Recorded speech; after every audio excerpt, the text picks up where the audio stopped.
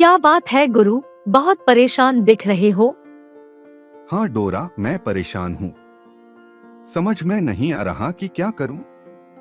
क्या हुआ, मुझे बताओ, शायद मैं कुछ मदद कर सकती हूँ। आजकल सैलरी में से कुछ बचता ही नहीं। मंथ एंड तक आते आते सारी सैलरी खत्म हो जाती है।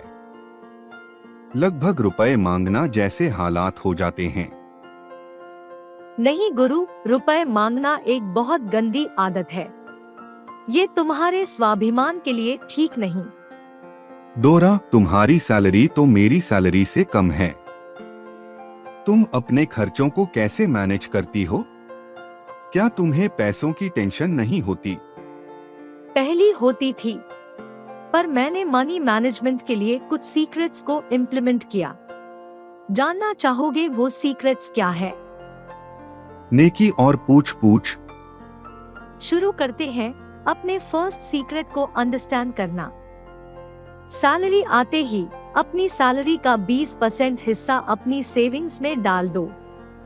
मतलब समझ में नहीं आया। लेट्स से तुम्हारी सैलरी 100 रुपए है। 20 रुपए तुम अपनी गुल्लक में रख दो।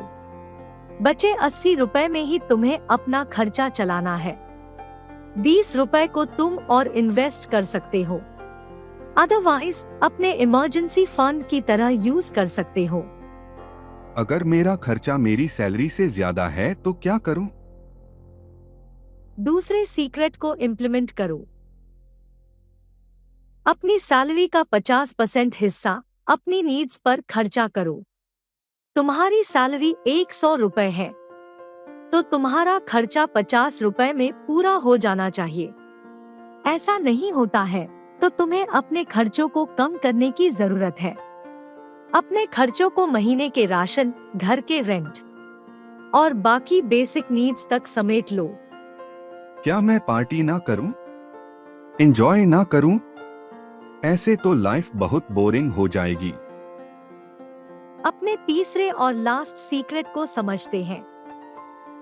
अपने लेजर के खर्चे, जैसे कि फिल्में देखना, पार्टी करना, घूमना आदि, इनको सैलरी के 30% हिस्से तक सीमित रखो।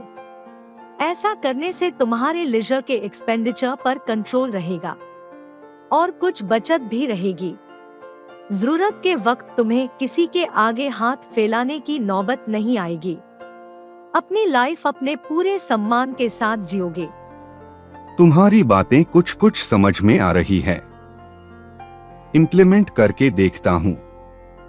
याद रहे, 20% सेविंग्स, 50% नीड्स, 30% वांट्स।